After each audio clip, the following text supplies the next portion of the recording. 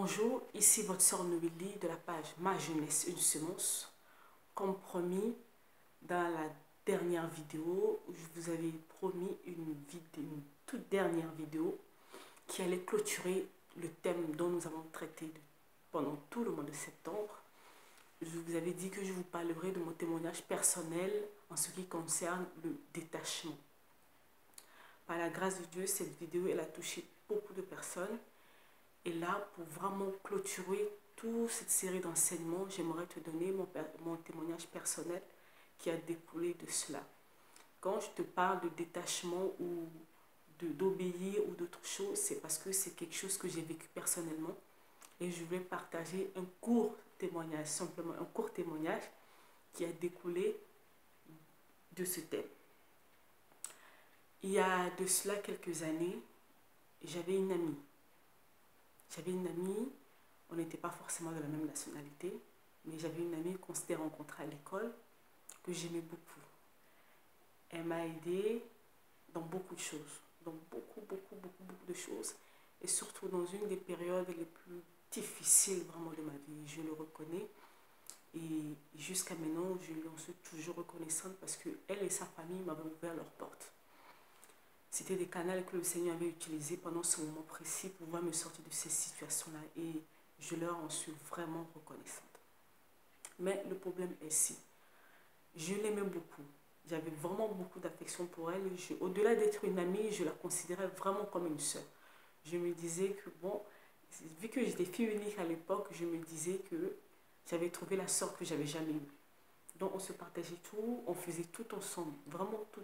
On partait à l'église, on faisait toutes nos activités, les shopping, bon bref, tout ce que des copines entre filles peuvent se faire ensemble, on faisait tout ensemble.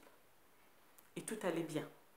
Tout allait bien jusqu'à une période bien précise de ma vie où le Seigneur avait commencé à opérer des bouleversements mais terribles au niveau de ma vie.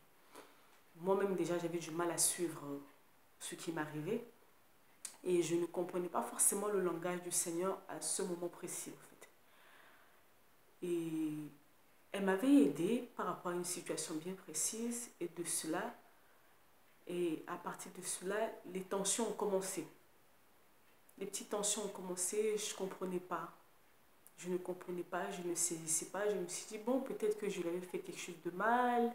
Bon, j'ai essayé de remédier, j'ai fait vraiment... Humainement parlant, j'ai essayé de faire de mon mieux, qu'on essaie de se parler, qu'on essaie d'arranger les choses, par-ci, par-là, machin et tout.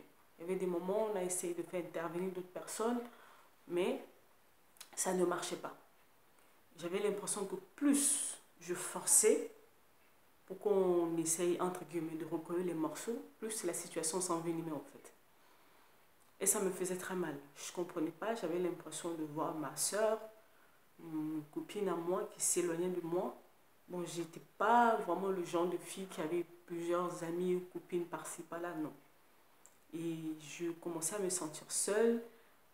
Donc, je faisais vraiment de mon mieux. Je comprenais pas son attitude envers moi pendant cette période-là. Et les temps ont coulé. Des mois, des années sont passées comme ça. Donc, à un moment donné, j'ai plus trop forcé, j'ai laissé les choses se faire comme ça devait se faire, jusqu'à une autre période encore de ma vie où le Seigneur a permis que je puisse me marier. Et là, en fait, ça avait été la goutte d'eau. Ça avait été vraiment, comme humainement parlant, ça avait été vraiment la goutte d'eau. J'avais vu des choses, j'avais entendu des choses, je me suis dit, mon Dieu, il y a des gens qui peuvent me faire des choses comme ça, mais pas elle. J'ai beaucoup pleuré, j'ai beaucoup pleuré. Et quand toutes les festivités, tout s'est calmé et que j'ai repris le cours normal de ma vie, à un moment donné, tellement je n'étais pas bien, j'ai dit, mais Seigneur, mais qu'est-ce que je lui ai fait, Seigneur? Peut-être que je lui ai fait quelque chose dont je ne me suis pas rendu compte, mais Seigneur, dis-moi quelque chose. Qu'est-ce qui se passe? Je lui ai fait quoi? Parce que tellement cette douleur ne me quittait pas. Parce que c'était arrivé à un tel niveau où ça devenait de l'amertume en fait. Ça devenait de l'amertume à la fin.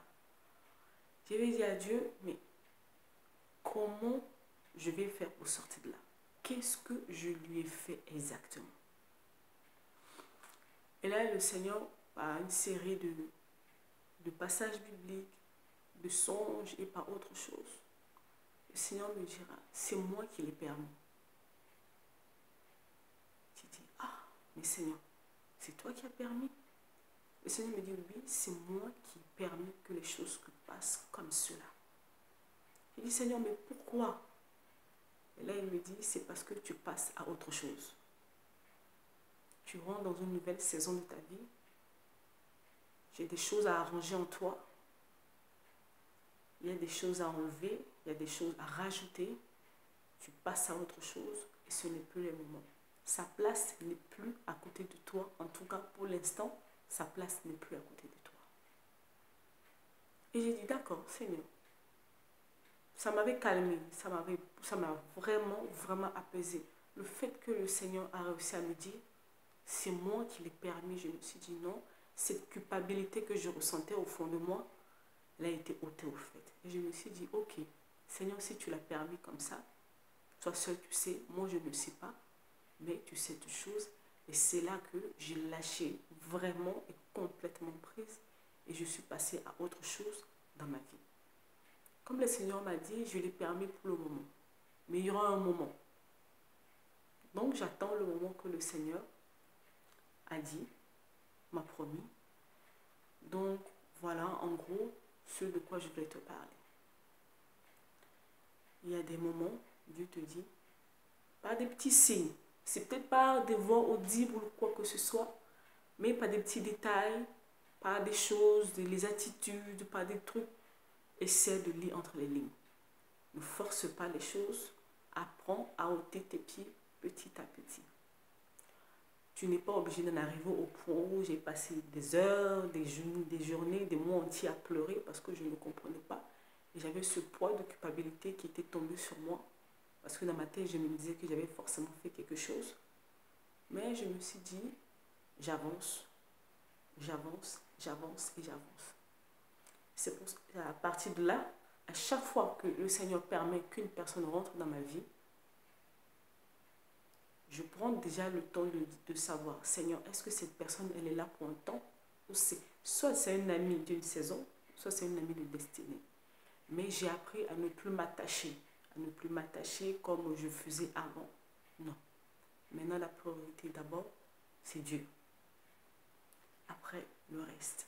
Parce que tous les gens, les hommes du monde peuvent te laisser, peuvent te quitter, peuvent t'abandonner. Mais Dieu, il sera toujours là. Donc, s'il te plaît, apprends à te détacher. C'est vital pour ta vie.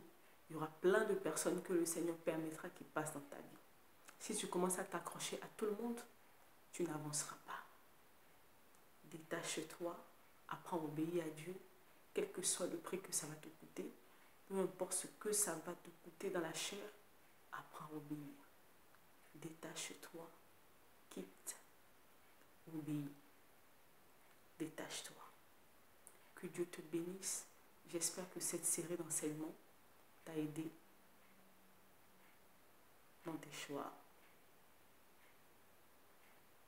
Que Dieu te bénisse encore. Merci et au revoir.